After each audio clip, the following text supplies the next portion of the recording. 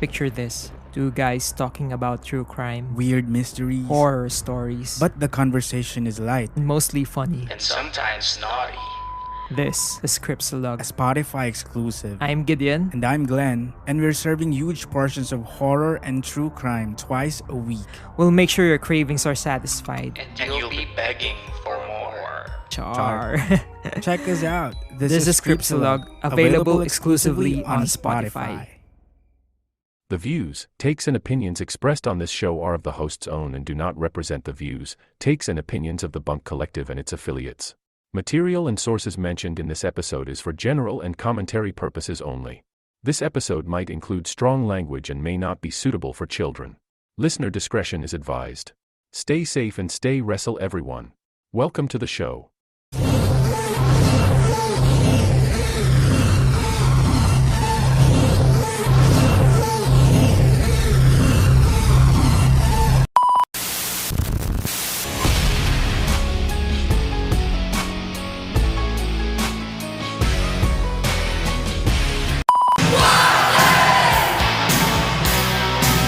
You make my heart sing. You make everything groovy. Come on, wild thing. Welcome to your unfiltered Tagalog Wrestling Podcast. And this is the MTV Show Podcast, a wrestling podcast.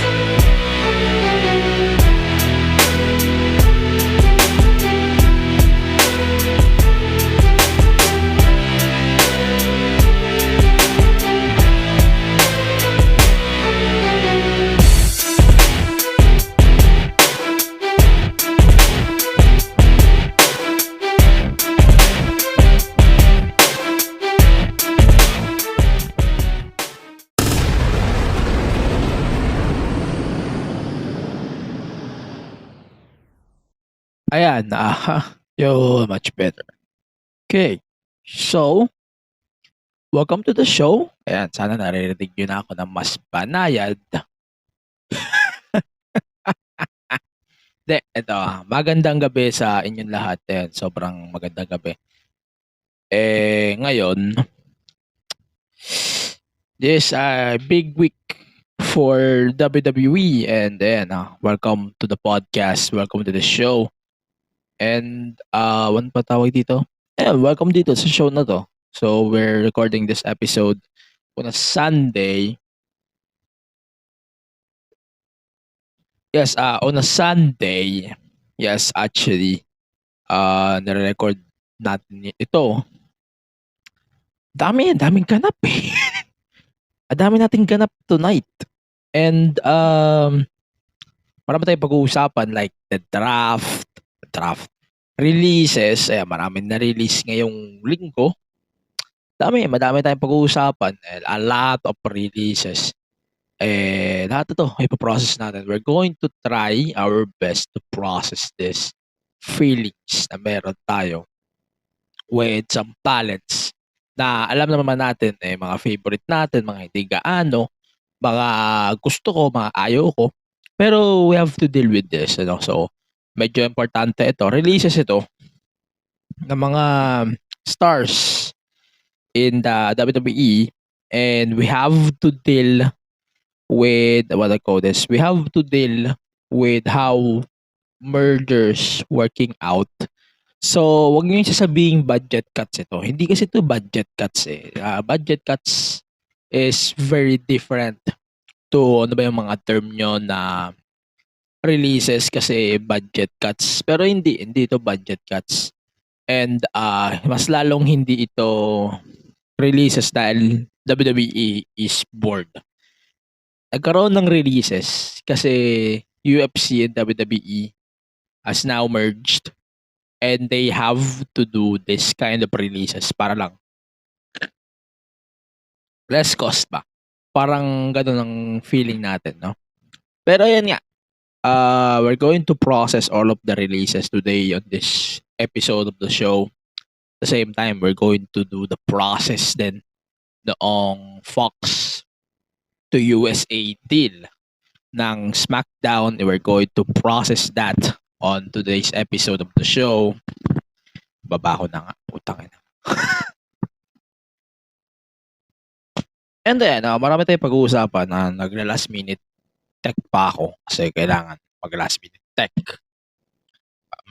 Just ensuring that everything is fine working here in my system. So therefore, while I'm talking now, later on, dire-diretso tayo. Ayan. So, ayan, na-realize ko lang, parang nga ako ng isa. 30 minutes ako nagte-tech dito, nag-aayos na ako, recording for the show. Putang ina, yung earpiece ko pala yung may problema. all the time, ito talaga yung salarin sa lahat ng problema ko. Hindi ko alam po ano mga nangyayari. Siguro, nadadala na talaga tayo ng mga problema. Ayan. So, ayan, welcome to the podcast. Again, welcome to the MTA Show podcast. If hindi kayo nakikinig dito, if you're first time here on the MTA Show podcast, welcome to the show.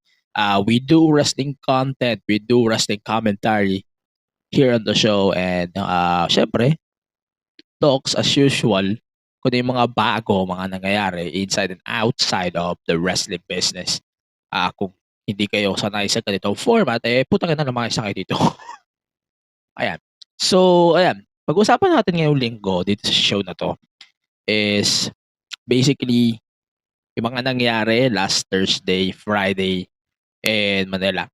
Yung Black Friday releases ni Black Thursday ni WWE. Black Friday na nga. Ligtas na nga sa akin yung Black Friday. Black Friday releases ni WWE TKO.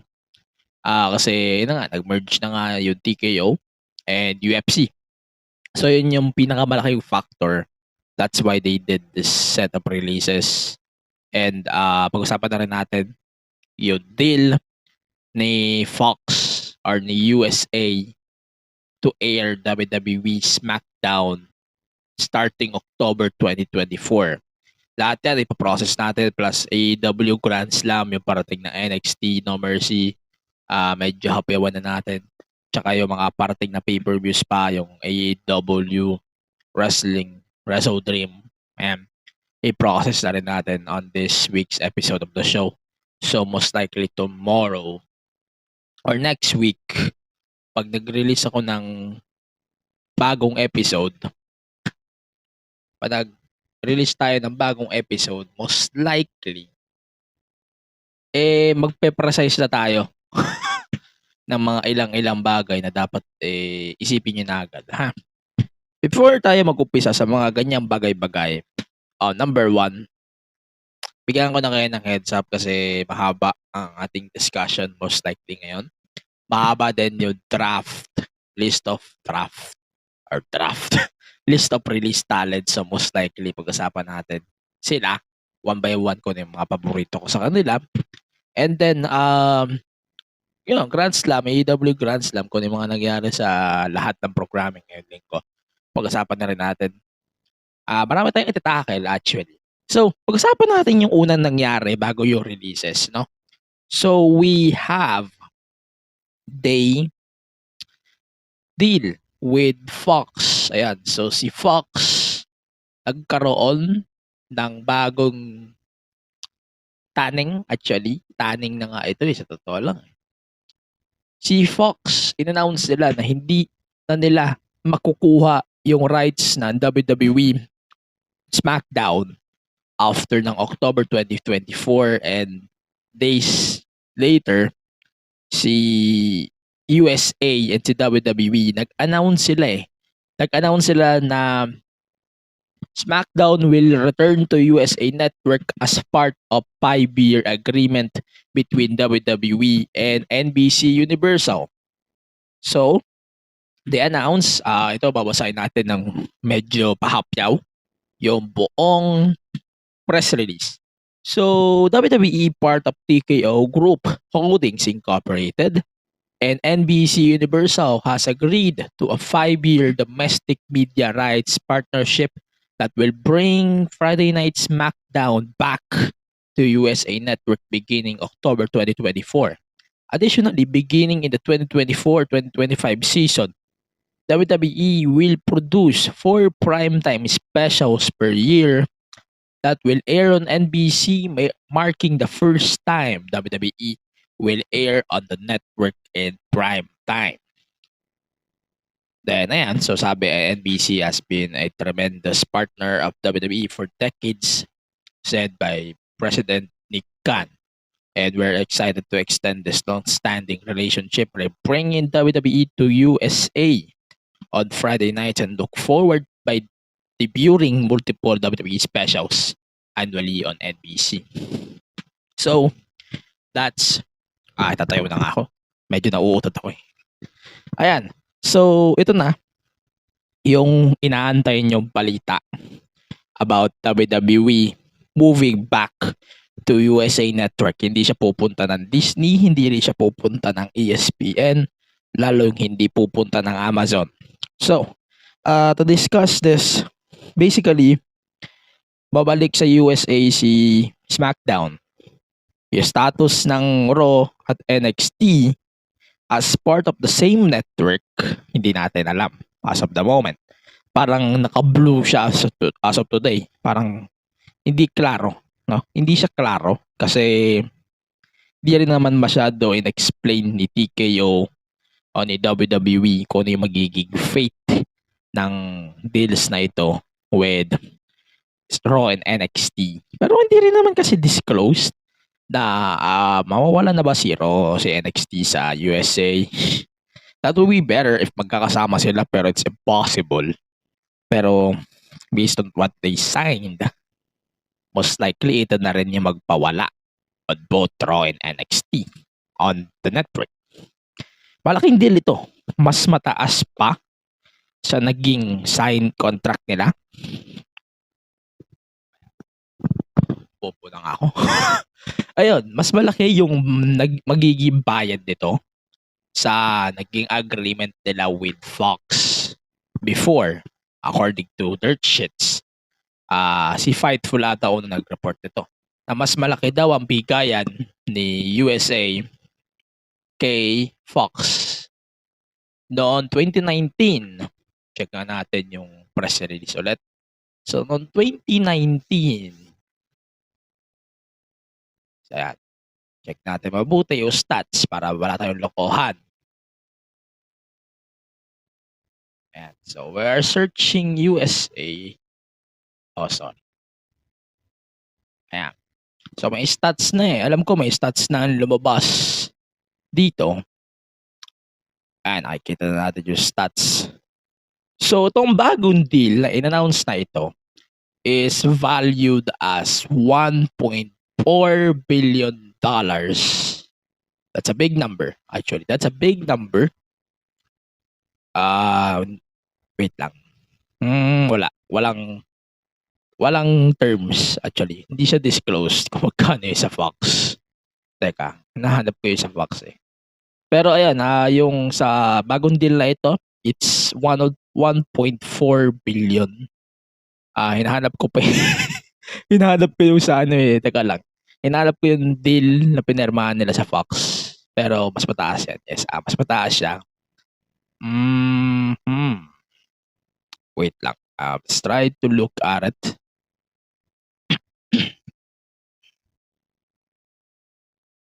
Ayan. Ay, ba't di siya disclosed? Di siya disclosed eh, sorry. Ayan. So,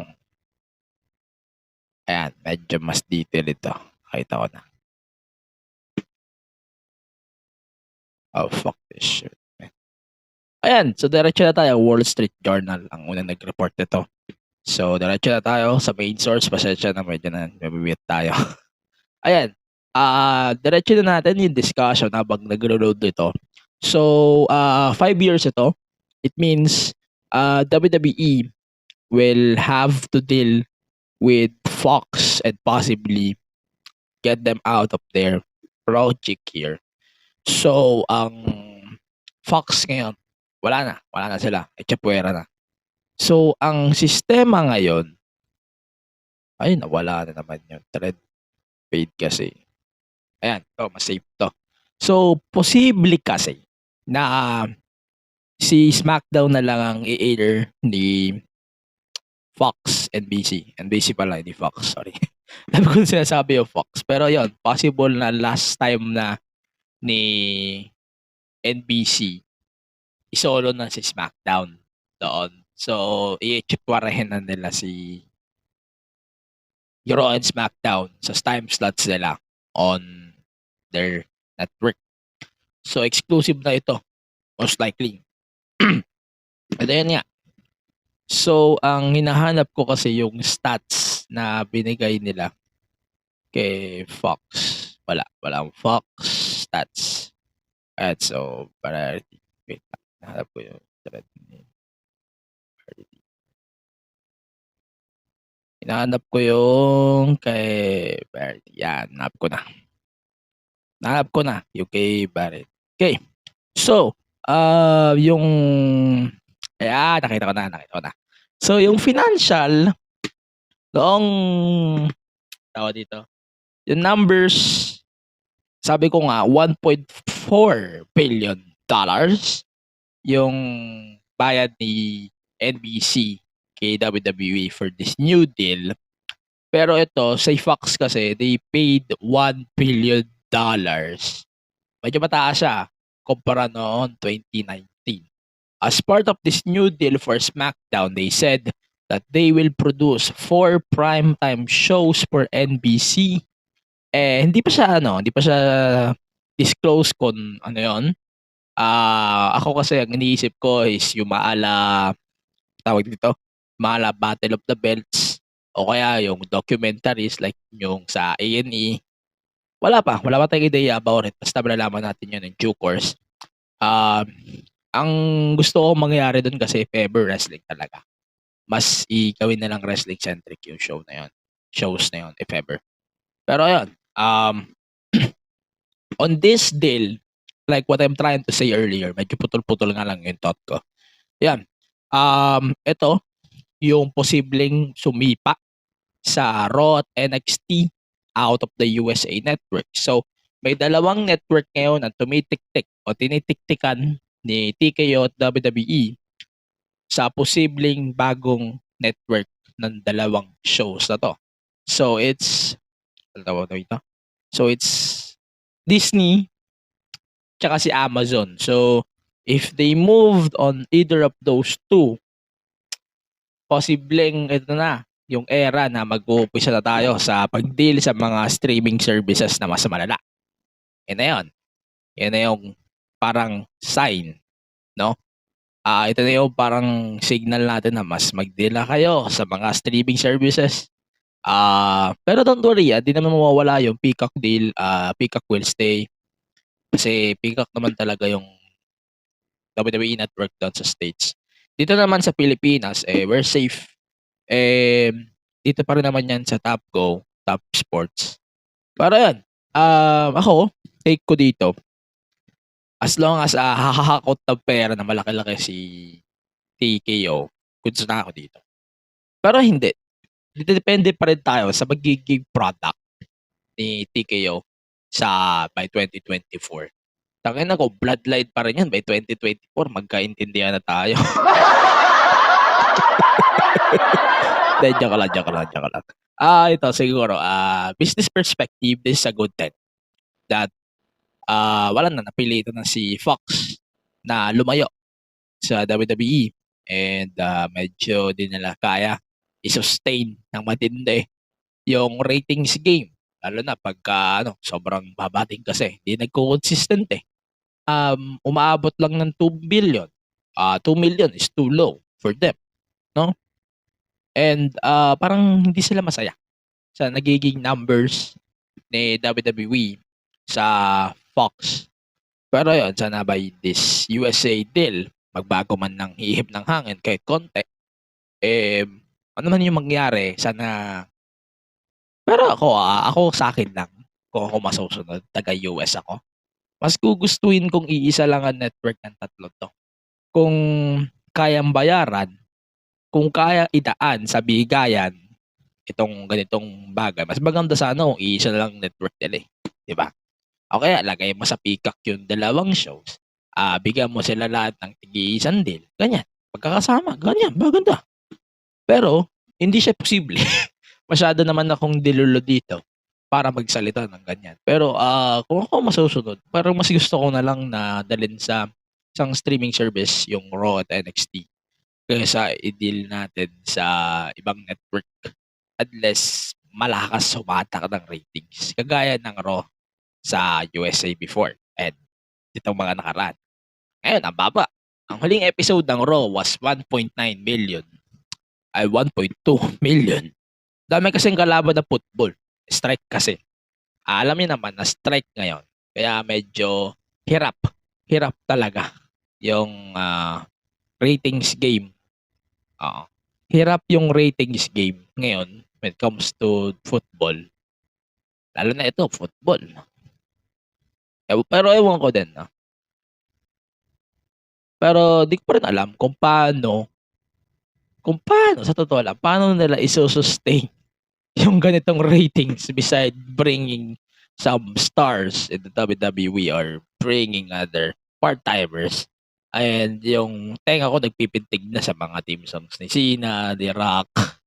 Medyo nagpipintig na yung tenga ko eh. Hindi naman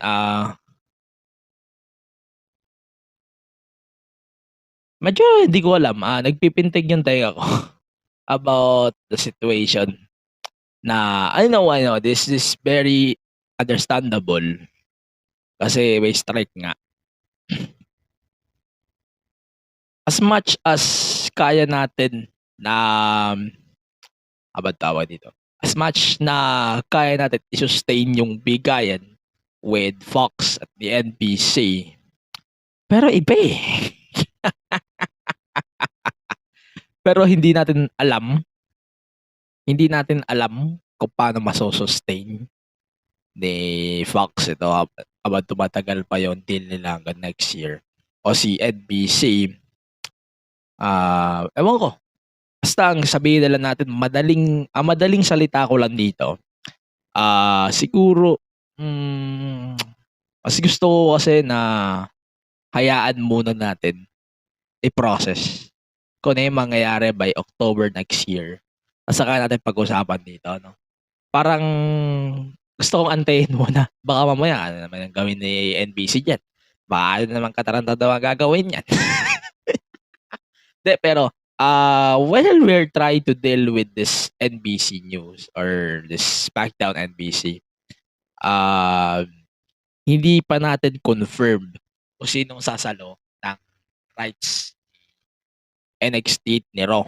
For now, ha? So, ang debate dito, if SmackDown is now in, posible bang mawala si NXT at si Raw sa USA? The answer for that is easily yes. Kasi, laki ng bigay nito eh. Kung SmackDown to, SmackDown lang. Problema hindi na mag-package yan. Diba? Kung sinabi nila na, Raw, NXT, and SmackDown will stay on USA Network. Pero ang problema, hindi. Dito package. Kung package ito, kagaya nung before na Raw and SmackDowns on USA, then NXT is on the WWE Network. Iba yung kaso ngayon. Parang gusto nila tatlong shows na yung sabay-sabay nilang ine-air. Iba yung kaso ngayon. Sa tatlong to.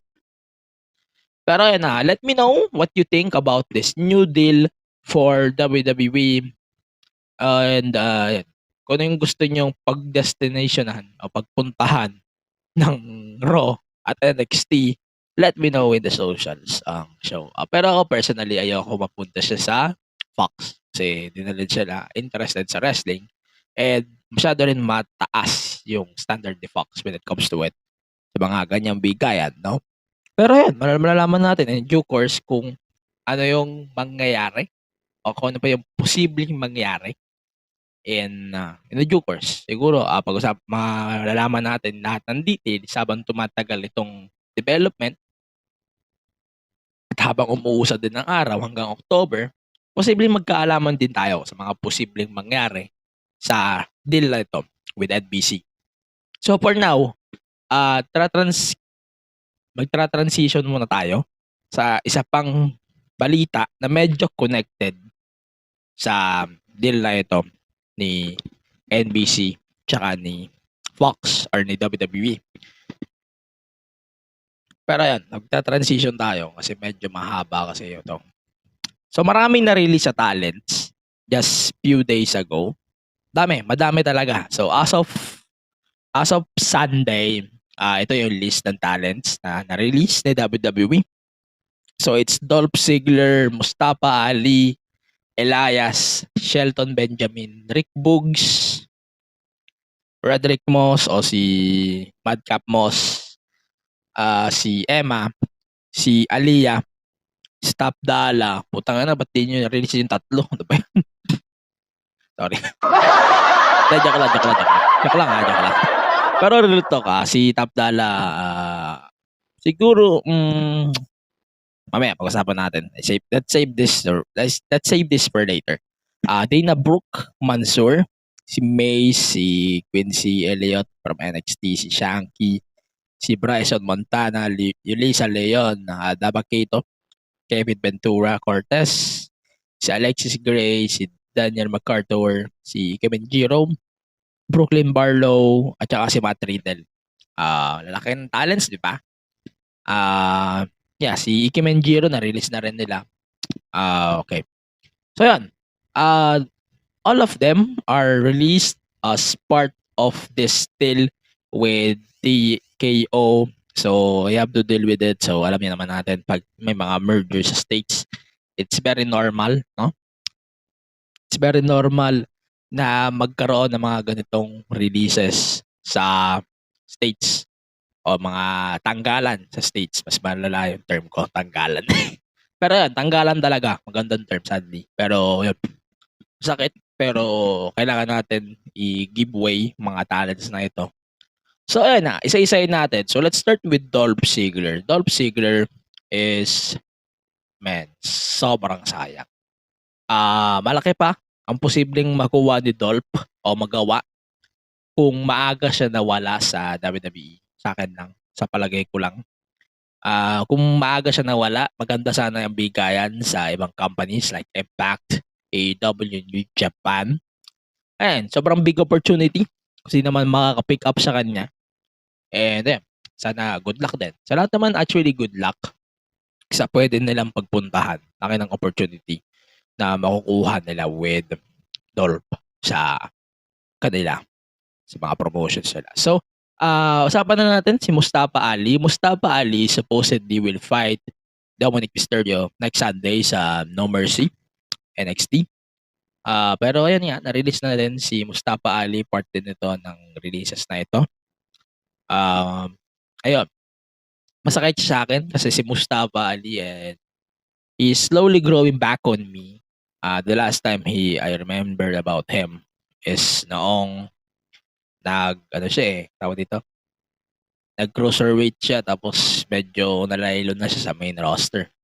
Ayun ang natatandaan ko sa kanya. Pero ayun, malaki yung hopes ko sana kay Mustafa pero mas likely it to happen. Pero ayun, sana makuha siya ng ibang promotions like Impact, New Japan, that will be great. Then ayun, Elias, isa pa to, isa pang sayang. Elias, one of my favorite gimmicks. Sa tingin ko, mag-evolve siya sa ibang promotion kung gustuhin niya mag-wrestling ulit. Ayun, malaking kawalan din when it comes to this business. When it comes to novelty. Novelty yung tamang term dito kasi mas madalas kasi siya mag-promos, ganyan, mga kanta niya. So, yun. Sa tingin ko, mas mag-evolve siya sa Impact. Ayun. Then, Shelton Benjamin, sa tingin ko, he is a guy or a wrestler. Sa tingin ko na wala na kailangang patunayan. He has done anything. Kung gusto niya mag-work lang sa ibang promotion, balik siya din. Pero sa tingin ko si Shelton, wala na to kailangang patunayan. Siya yung wrestler na sa tingin ko may respeto na sa akin. And yung experience na nakita na natin eh. Kung gusto niya mag-side quest yan sa AEW, sa Impact, mag-side quest siya kahit konti. Pero yun, okay na sa akin si Shelton. Shelton kasi sa tingin ko, nakuha niya na yung respeto ng lahat. Kahit saan siya pumunta, alam natin na maraming mag-apak sa kanya. No? Then, Rick Boogs. Rick Boogs is kakabalik lang from injury as far as I know. Medyo masakit din. And yeah, wala. It's business in the end of the day. Yun. I love this character. I love this guy. Sa tingin ko, mas mag-evolve siya sa ibang promotion talaga. Like, mas bagay siya sa NWA o kaya sa Impact. Kaya mga Impact kasi mas gusto nila yung ganyang mga novelty gimmicks. Yan. Roderick Moss. Roderick Moss.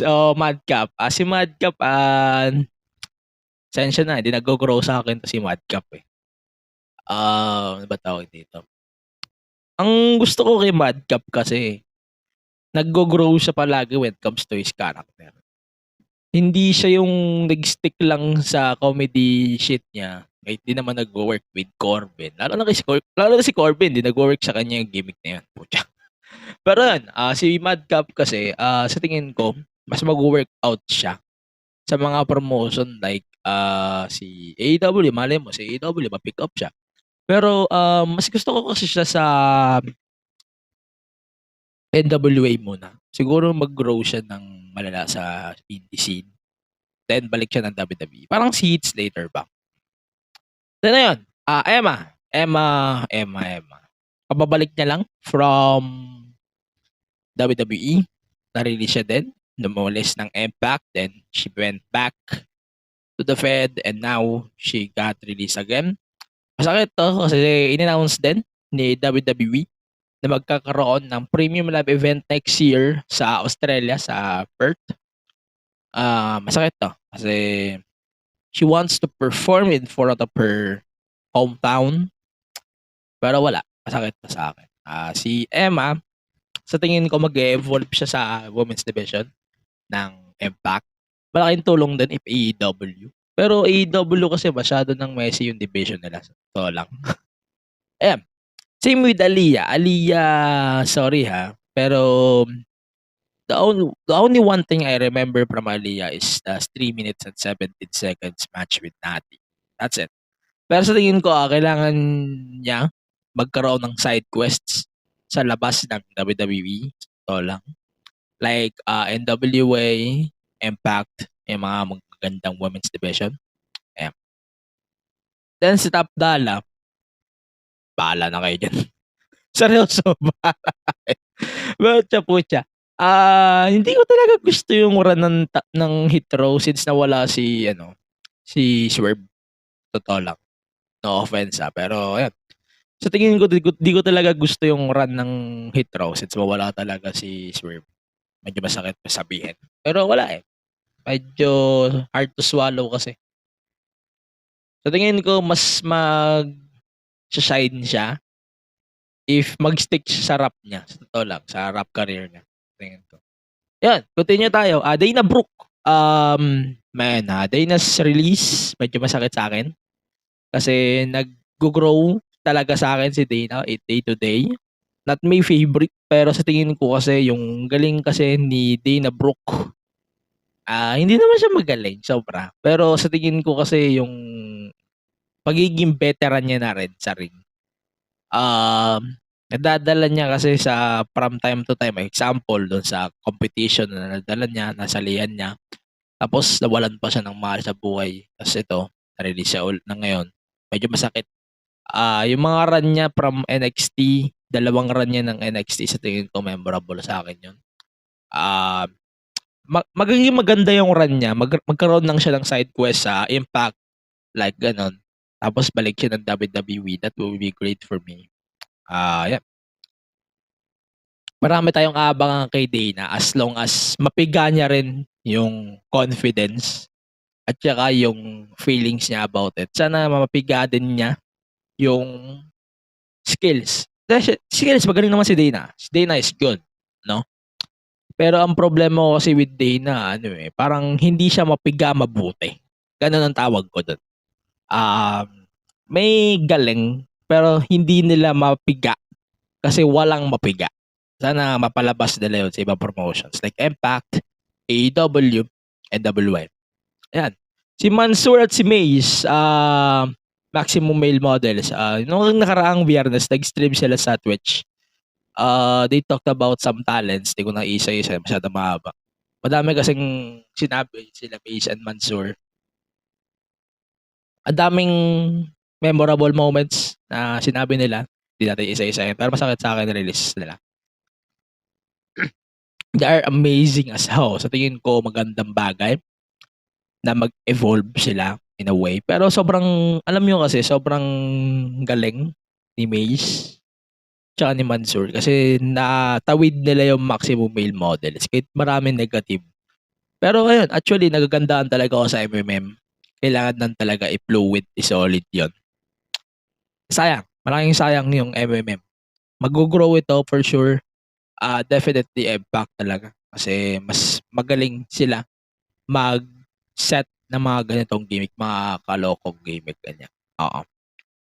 Quincy Elliott, ito yung wrestler na parang magpa-party pa nung na-release siya, no?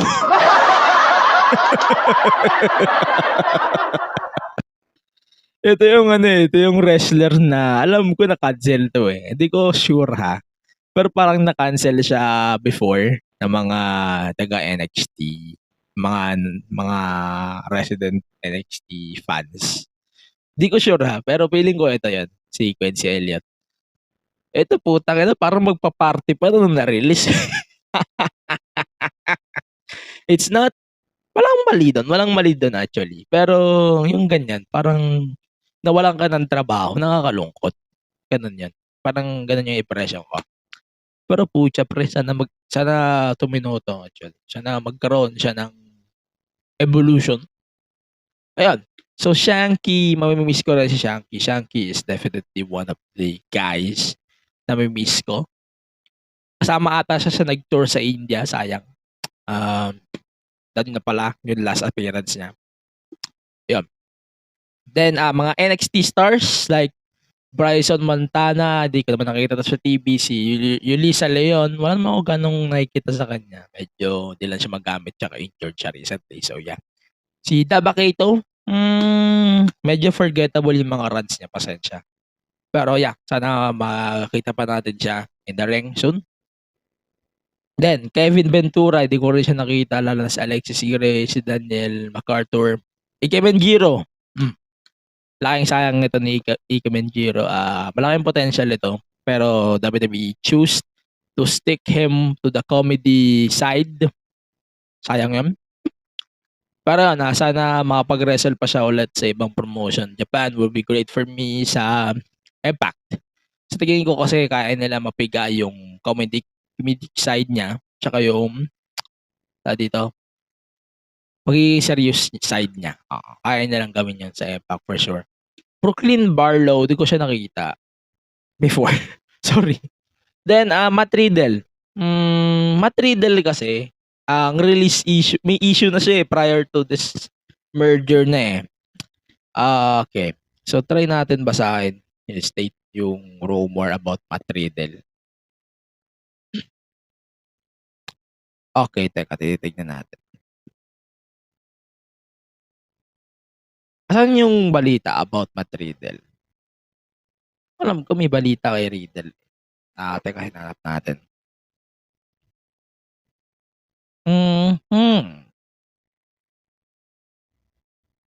Teka. Ayun. So, ito. May balita kasi kay Riddle prior to this. Okay, was trying to scroll it down. Ayun. So, ayun. Wait lang, hindi ko makita. Sorry. Ayun, okay. Teka. So, ayun, yung character niya was part of the speaking out movement and then ayun, nakita ko. Hindi ko makita talaga yung reason. Basta yun, ito, nakita ko na. So, si Riddle, iba yun sa JFK Airport, yung incident. And hindi na natin siya nakita sa TV ever since of that. So, despite reports of his absence, yung airport altercation daw is not the main reason of it. So, ito. So, Riddle hasn't been backstage or on the road with WWE since the incident and the September 11th episode of Raw. So, hindi na siya dapat kasama talaga sa stories. So, he was in the middle of the storyline, have been teaming up with Drew. And one source said that si Riddle is burned through too many chances in WWE. Naghanap pa ako ng source. I was trying to look more. Ayan, so may nasabi dito si Fightful. Medyo may report sila from a higher up. So sinabi ng higher up, again hindi siya disclose kung sino. As been mentioned in the story, Riddle has some issues including sexual assault from before he joined WWE, failed drug tests that led him to rehab, and the recent incident at LFK International Airport when he accused a cop of sexual harassment. And di naman daw siya disordered. Di naman totoo daw. And also, okay. Yun lang. Then, ayun na nga, confirmed na. Kasama siya sa releases. And, yun lang. Wala na. So, si Riddle, yun, controversy. Medyo masakit yung release niya as a wrestling fan. Wala akong pakialam kung ano yung nangyari. Kung di ko isipin yung nangyari sa kanya, medyo masakit. No? Medyo masakit kasi yung persona niya kasi sobrang over no? Sobrang over nung persona niya. Ang isa pang factor kasi sa akin kaya medyo naano kay Riddle. Namimiss ko siya sa character niya. Yun, medyo nag-grow kasi sa akin yung character niya. Pero, kung hindi mo iisipin yung issues, maybe iisipin mo yun. Pero, mapapaisip ka when you think about the issues that he is being part of. Pero yun, sige, we're going to. Ayan, sabihin ko lang si Riddle, sana magpa-rehab muna siya, seryoso. He needs help, definitely. And he needs to recover. No offense sa mga iba dyan na medyo mababa ang isip. Pero yan, he needs help. And I wish na gusto ko pa siya makita sa ring. Pero I wish na sana umayos mo na ilagay niya. Yun lang. Yun lang sa akin. I would love to see him in the ring soon. Pero sana maayos mo na ilagay niya. Yun lang sa akin. Yun lang. So for now, yun lang muna sa akin. And ayun, sana magbago siya. Yun lang. I would love to see him in the Fed soon or the UFC. Ayan. Kung may na-miss din kayo sa mga current WWE stars na gusto nyo makita outside of the WWE, let us know in the social media platforms of the show. And so yun lang muna sa akin. Yun lang yung mga takes ko for now sa mga release talents. Pero all of them naman, I wish them all sa mga susunod nilang endeavors, and I would love and I will be glad to see them in the promotions na available for them coming soon on this close time. So yung releases nila 90 days sa mga big stars, sa mga NXT as far as I know is 30. Hindi ko sure. Pero yan, most likely 90 yung sa mga malalaki like kina Dolph, kina Elias, ayan, 90 yan. Non-compete class. Yan. So, yun lang muna. Medyo napapahaba na yung first half natin. So, on our second half, pag-usapan natin lahat ng mga nangyari sa pro wrestling. Plus, magkakaroon tayo ng dirt sheet recap bago tayo magpatuloy sa ating mga program, sa ating podcast. So, for now, let's check our bunkmates here on Bunk Collective. Hey everyone, this is Mo Twister, and you're listening to the Kingdom Podcast with the voice, DJ Yuki. That was the OG, Mo Twister, promoting this podcast. If you like Korean pop culture, or know someone who does, then get into it. and visit our Facebook, Twitter, and Instagram pages at the Kingdom Pod PH. We're proud to tell you that this is one of the premier shows to go to for your weekly dose of K-pop. So drop everything and listen to The Kingdom Podcast. Available in all your podcast streaming platforms. Join us! Nag-uulat mula sa shore na kasing Pretty Ko. Bringing you the latest and greatest. And diving deep into the cool waters of BLs and GLs. And every kind of love there is. We are The Shippers. Sail with us as we watch our favorite queer love story. And update you about the latest every week. Kaya tara, sakay na as we sail the open seas. With new episodes Mondays and Wednesdays on all major podcast streaming platforms. Sakay na you. Let's go. Annyeong, we are One to Sarang. Your next favorite Hallyu podcast. We talk K-drama.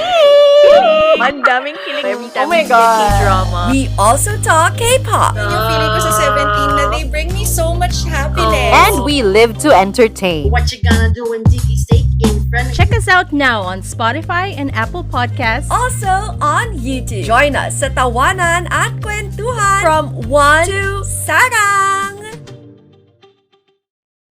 Ayan, welcome back to the podcast. Before we continue, maraming salamat sa lahat na nagfa-follow dito sa podcast. As always, ayan, so please follow the podcast on all of the social media platforms, Facebook, X, Instagram, TikTok, sa Threads, tsaka sa iba pang social media platforms ng podcast at the MTG Show Pod. Ayan, so follow nyo lang kami. Visit our website on The Bunk Collective, thebunkph.com.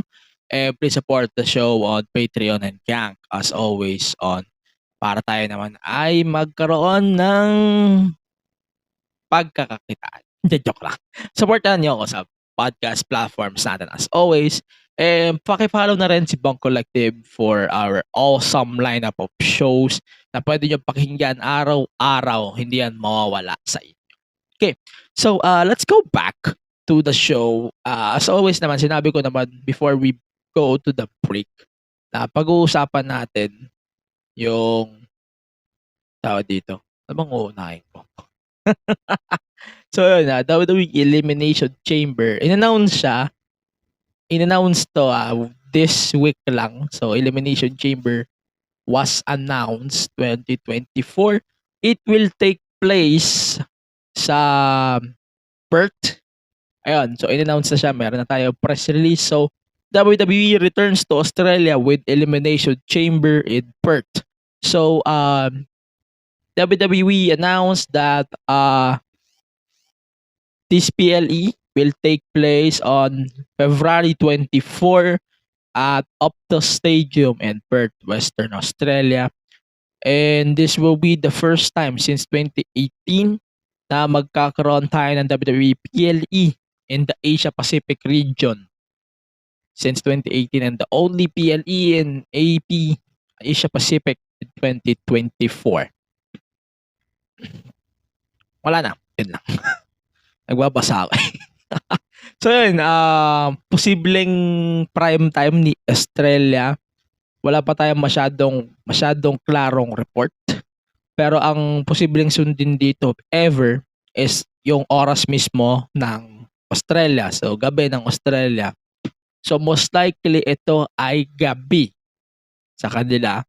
It means gabi sa Pilipinas at umaga sa States. That's for sure. No? So, ganun ang mangyayari.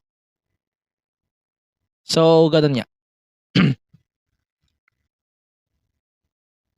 So, most likely, gabi siya sa States. Ay, umaga siya sa States. Pero, ayun. Yung Elimination Chamber Perth will take place in 2024. Ito kasi yung first time na magkakaroon sila ng subtitle then as well. Sana matanggal din tong Perth down the line. Hindi naman sa ayaw ko. Pero sana matanggal din siya down the line. So, this show will be televised on Binge in Australia, their Australian WWE network, and Disney Plus here in the Philippines, and definitely on Peacock in the States. Tsaka yung WWE networks elsewhere. So ito yung first time na magkakaroon ng Elimination Chamber sa Australia and third outside of the States, first and Saudi, tsaka Canada. And yun lang. So gandang opportunity to for Australia. So yung possible na magiging attendance nito is up to stadium, ang capacity nila is 65,000. So ito na yung third largest, biggest stadium in Australia after the MCG and the Stadium Australia. So yeah, so up to stadium will host WWE Elimination Chamber. Pero ayun. Yun lang naman. For now, yun lang muna pag-usapan natin. Pag-uusapan naman natin down the line. If ever naman na ano yung mangyayari, malalaman din naman natin in later chokers. Basta ang sure naman natin dito is tuloy na to. So, 3 stadium events na yung nakaset for the first 3 months of 2024. So, it's Royal Rumble and Tropicana Field and yung dating Thunderdome. And then yung ito na nga, yung Elimination Chamber in Perth, then WrestleMania and Philly. So yun, 3 PLE na agad yun, puro stadium. And posible pang sumabay, magkaroon tayo ng sabayan with UFC. Na for sure ako magsa-Sunday States kasi ang gagawin kasi nila dyan, Friday daw is SmackDown, Saturday is UFC pay-per-view. And then Sunday, most likely in WWE PLE. Yun ang most likely nilang gagawin. If gagawin nila yung fight week or TKO week. Yun lang naman. For now, yun lang. Pag-usapan natin down the line kung ano pa yung pwedeng mangyari sa mga susunod na shows at sa mga susunod na araw dito pa din sa Elimination Podcast. For now, let's do a recap of AEW Grand Slam. So, let's start tayo sa Dynamite Grand Slam. So, yeah. Si Eddie Kingston is now a 2-belt champion. So, he is now the ROH World Champion and he is now the New Japan Strong Champion. So, yun. Yes, it's an amazing opportunity para kay Eddie tsaka kay Claudio to wrestle again. He finally got the big one. Congratulations always kay Eddie. Eddie Kingston is now on top. And yung sign of respect after nito, pucha pre, parang sobrang amazing nito, seryoso. The match itself was amazing sa totoo lang. Pwede ko na siyang gawing pick of the week and advance ko na pick of the week ko. Pero yan, legit, sobrang galing. Like, holy fuck. Sobrang galing. Sa tingin ko, sobrang kasi, alam mo yung sobrang personal lang feud nila. Tapos, nag-code of honor sila parehas, back and forth. And then, the match was really good. Alam mo yun, mas maganda pa to sa main event, sa totoo lang. Pero, yeah. Sa tingin ko, superb sa akin ito. Superb sa akin itong match na to. Eddie tsaka Claudio. Congratulations kay Claudio, by the way, on the run. Medyo forgettable, pasensya. Pero Eddie Kingston, congrats din sa title run niya. Magiging title run niya. In-announce na rin, by the way, ni Eddie Kingston na hindi na muna siya mag-work ng mga indie shows dahil sa kanyang responsibilities as ROH and New Japan Strong Champion. Yan lang. Then, continue tayo. Chris Jericho versus Sammy Guevara. So, i-summary na lang natin kung ano may nangyari. So, Jericho won the match and then Sammy Guevara turned on Jericho. Don Callis is on the ringside and he attacked Jericho with a low blow a la WrestleMania 19. And yun, medyo mag-continue pa yung feud. Madami na siyang teaser Malami na siyang tease na ganun nangyari. Then, pero yun, Jericho, kapal ang mukha niya, joke lang.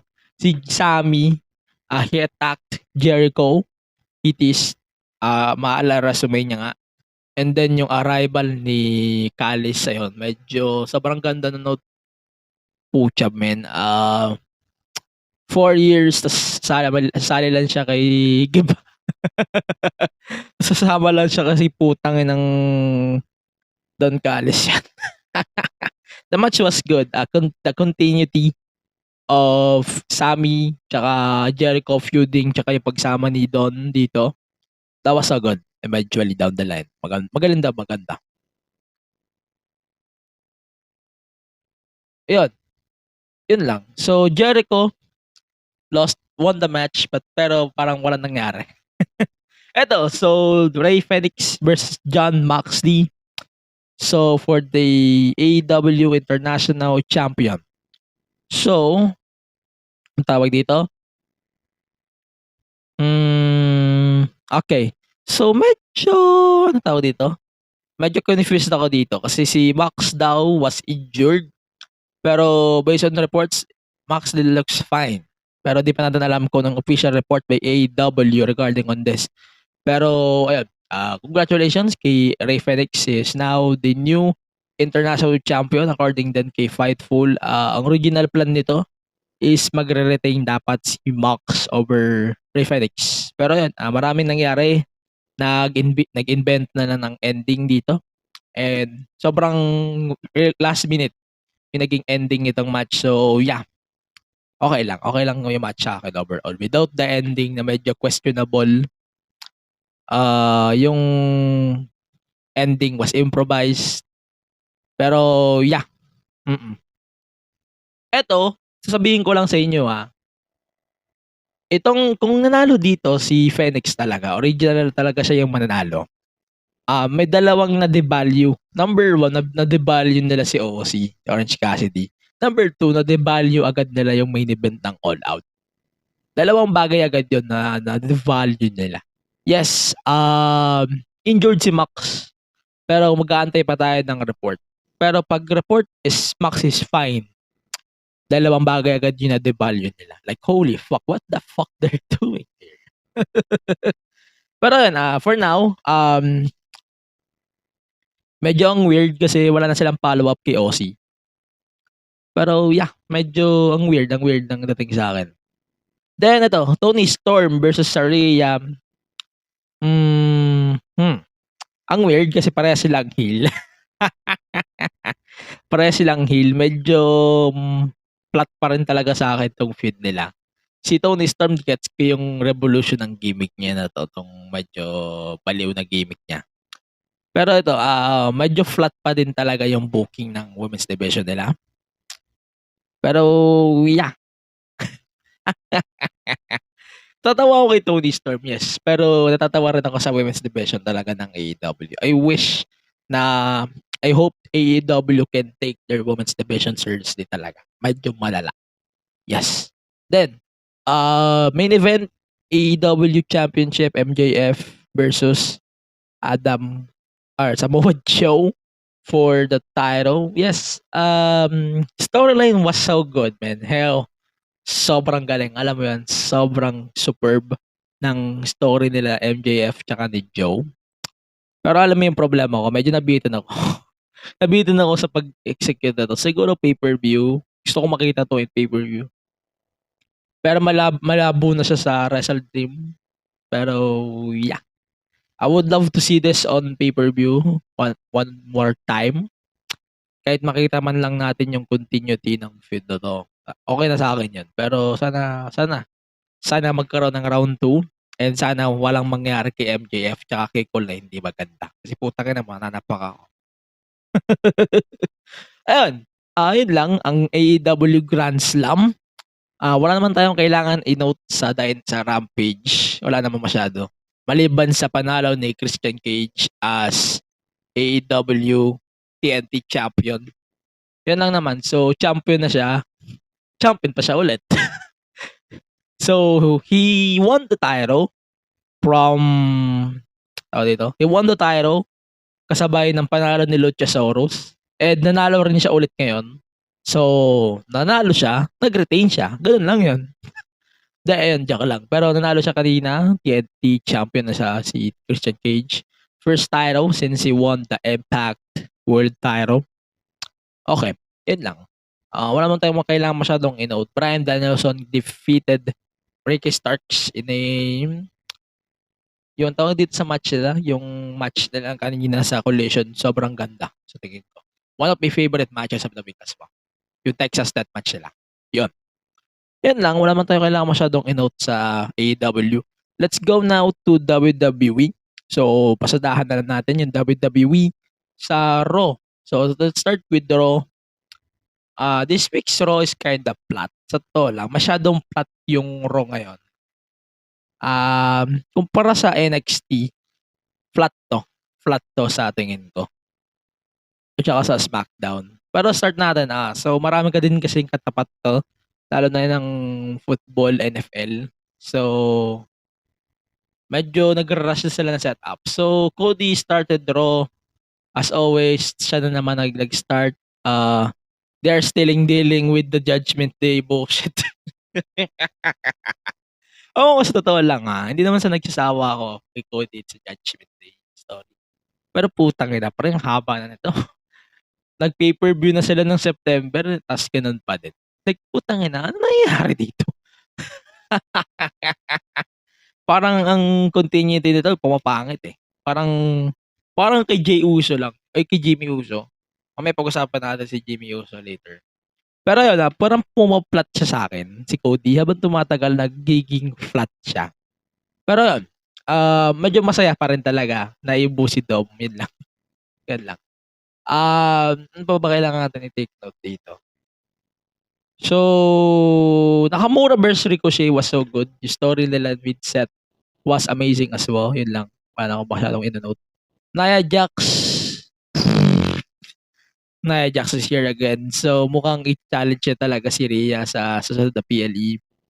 Yun. Then, si Natalya, she got a title shot fighting Becky Lynch for the NXT Women's Championship.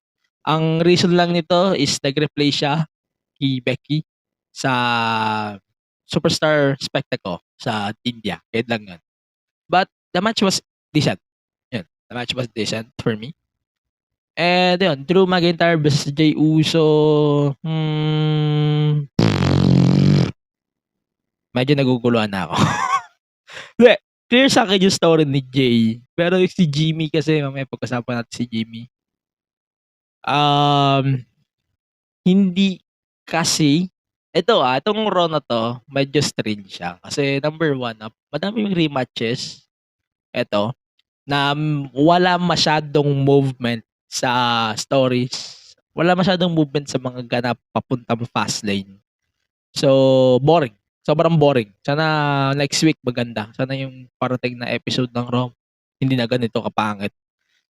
Pero, ayun. Medyo malapit na yung PLE. Putang ina eh. Parang all into eh.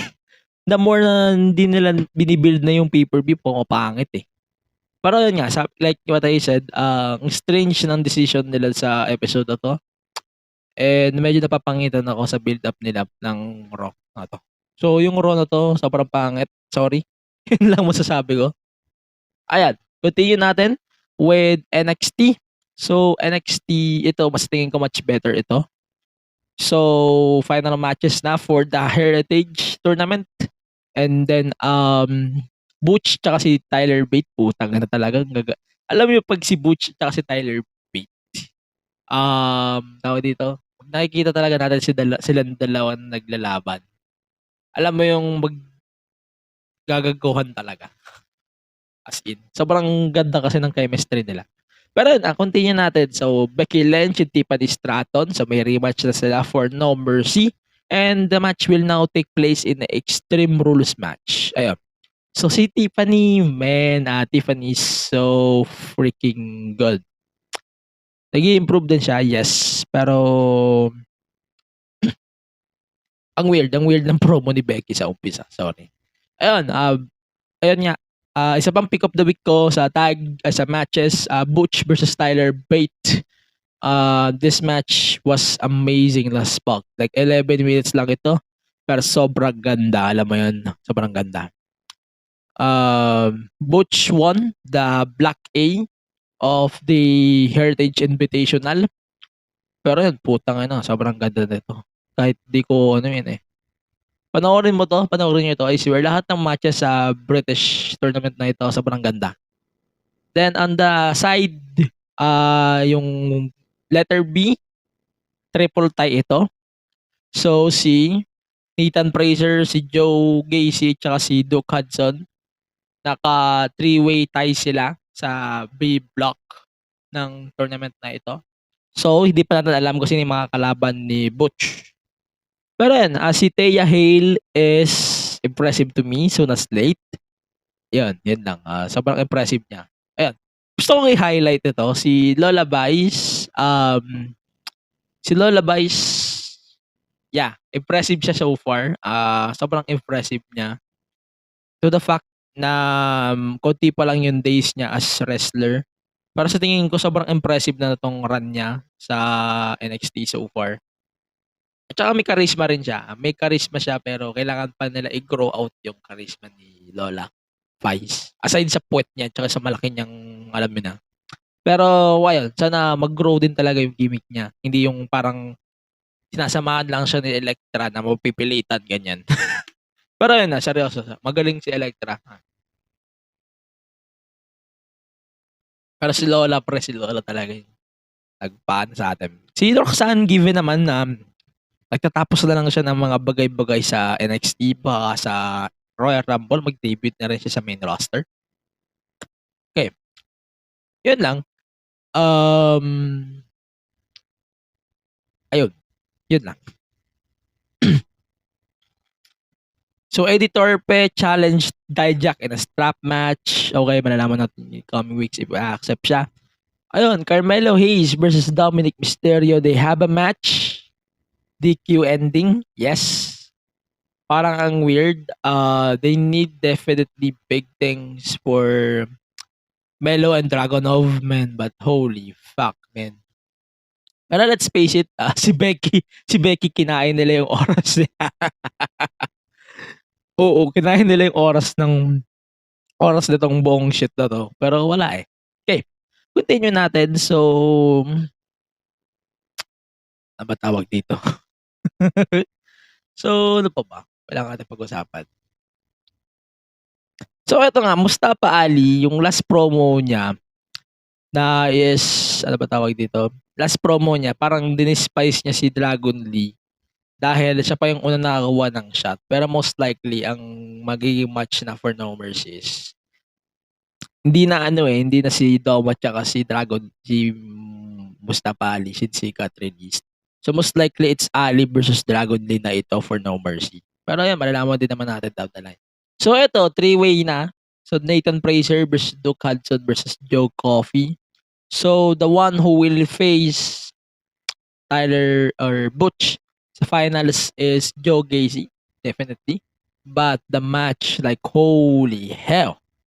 The match was so good, like holy fuck. Alam mo yun, si Joe Gacy, nag-evolve siya, like holy hell, man. When it comes to,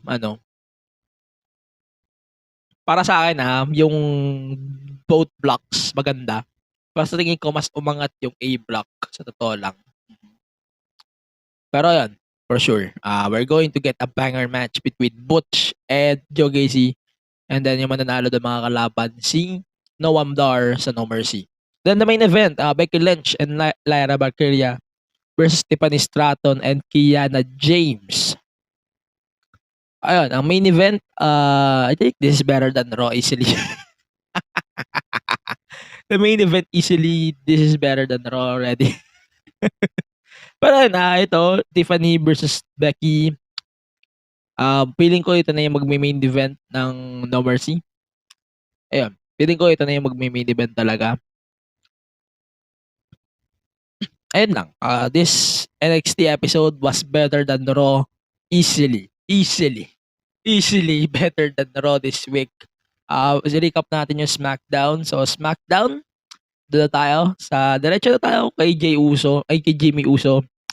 Eto, take lang ako si Jimmy Uso, yung character development niya, paurong. Sabihin ko na agad, paurong talaga yung character development niya. Yung gusto niya ng kaya niya tinride daw si Jay kasi ayaw niya maging Roman si Jay. Pero he is now acting like fucking Roman. Ang labo ng explanation niya. And now, ang labo na rin ng moves niya. Parang gusto niya na rin gayahin talaga si Roman. Pag bumalik si Roman, yari kayo pare-parehas. Ako na nagsasabi sa inyo. Ayun, Becky versus Asuka. Or Becky versus Asuka. Io Sky versus Asuka was amazing as how 20 minutes was given to them. And the match was so good. Ano pa ba pwede natin i-take note? So, ano pa ba?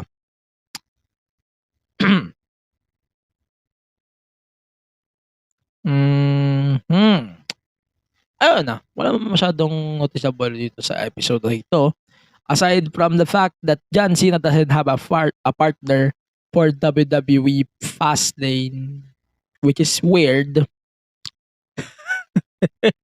Ayun na, recap na lang natin kung ano yung mga naganap. So, start tayo. John Cena open SmackDown.